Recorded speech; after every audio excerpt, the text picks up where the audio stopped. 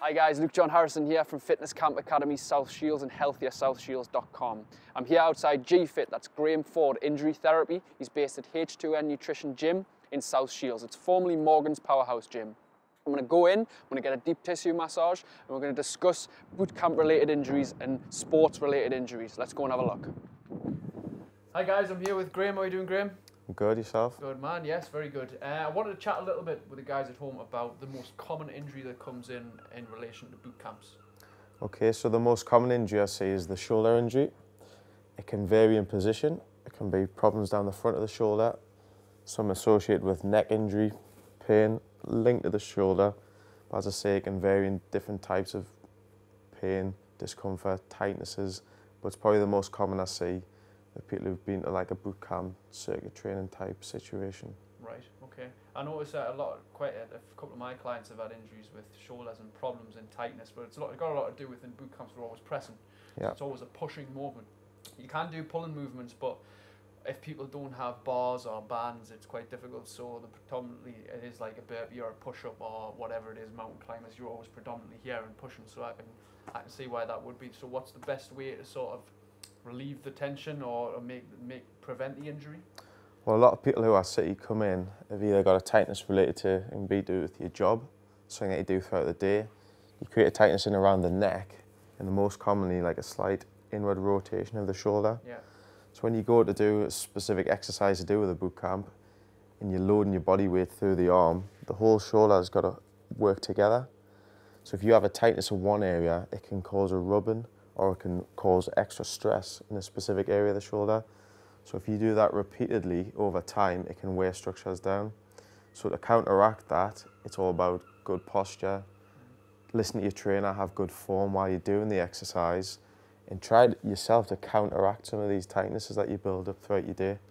Okay, so a bit more stretching out of the chest, that kind of thing. Yeah, and a lot of it to do with head position, your neck position, because especially people who work in an office, if you've got your head forward, your arms are forward all day, you're in a tight position, you're creating stress up and down the neck and into the shoulder. Right. So you go into like a press-up position, you're already tight. Yeah. It can be very slight movement, but you do that once, you'll get away with it. A couple of times it might start to hurt a bit.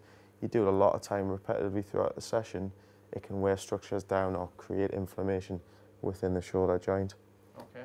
Yeah, that's a good point there, actually, guys, where you're saying what your trainer should correct your technique.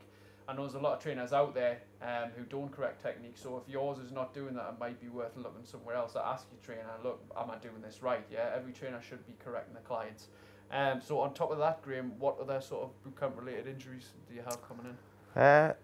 Normally, if someone's first joined a class and they haven't got a lot of strength in their legs, it's obviously going to be a period of time where they're going to, as well as weight loss, they're going to build up strength and endurance in their legs. But a lot of them get knee injuries. Again, it goes back to good form and technique as you're doing like a squat or a lunge. And I suppose it's trying to get the balance between building up the strength and overusing certain structures. So the kneecap itself, a lot of movement, a lot of pressure, a lot of body weight going through there. So good technique, as I say, building up your strength as well as a good flexibility. But again, listening to your trainer, doing everything right. But sometimes it's a case of making slight variations for everybody, make it a little bit specific. So a good position for one person, yes, they get pain-free, they can do all the movement, they can go to failure, they're getting the most out of it. Other people, they may have a tight structure where for them it's just causing a bit of rubbing, a little bit of wear and tear. Yeah. It's just changing the technique just slightly to suit that client, but also maintaining good posture at the same time. Okay, good. So is there anything that the guys can do at home if they're suffering from like a little bit of niggles and pains in the knees? Yeah, that you can do? You tend to find that most people dominate on the outside of the leg. It's a bigger muscle. And if you've been out of activity for a while, the inside of the leg seems to wear. And as I say, it'll waste away a little bit. So it'll take you time to build that back up. So relieving the tightness from the outside, you can do a lot of stretching. You can use a foam roller. Okay. You can use something like a steam room or a sauna. Maybe something that's going to relax the muscle and help you stretch it out. Right. So you're not carrying a tightness into your next session, which eventually will get tighter and tighter. Yeah. And just build on that, really. Yeah. Okay, there's some good tips there. So, is there one more injury that you think a lot of people come in bootcamp with? Well, mainly it's to do with muscle tightnesses, but it's related on the back. Right. So you think about all the functional exercise you do in a boot camp, you're up and down off the ground, you're getting a lot of movement out of the joints in the back. So if you go from sitting for long periods at work, or possibly you work where you drive, so you sit again, or you stand in one position, your joints get stiff and it takes the time for them to just start loosening off, as well as stretching the muscles out and again strengthen them through the classes. So I see a lot of muscle tightness problems in the lower back, and as well as like in the upper back and the neck area. So again, it's all about looking after them, being aware of what's a tightness and what's discomfort from like having a hard training session, because me and you both know if you train hard, you can be sore the next day. But as I say, the fitter you get, the more you do, the less that'll lower down as you go on. But as I say, it's a lot of it is muscle tightness and restrictions in the back. I think a lot of people get confused between injury and pain. Yeah, definitely. Muscle soreness and injury, there is a big difference in that. Just because you are tight and sore doesn't mean you're injured, but you likely could be. So it is worth getting checked out. Is there any other bits of other advice you can give the guys at home that might be suffering from a little bit tightness? Maybe it's even those people who are thinking about starting up but worried that they're already in pain and it's going to maybe even get them in more pain. Yeah, if you are taking an injury into some sort of training, you can change your training to suit it. So in order to recover from an injury, you've got to try not to overuse it. So if you've got an upper body injury in the shoulder, there's certain exercises you can do which won't affect it at all. And then you can focus on lower body weight, you can do some core stability stuff. There's stuff you can do in and around it while you're giving it time to heal. The way I describe it to people is you cut your skin, it'll scab over.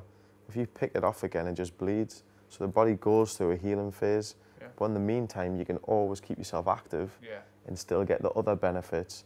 It just means this needs a little bit of time to settle down and possibly a slight change to technique or strengthen a specific aspect around the shoulder. Yeah, that's a big one, that, because I get a lot of people, especially of the older generation, coming and saying that they've had an old football injury and that one injury's caused them to not do any exercise for 10, 15 years. Yeah, it sounds cheeky, but it's an old-fashioned approach.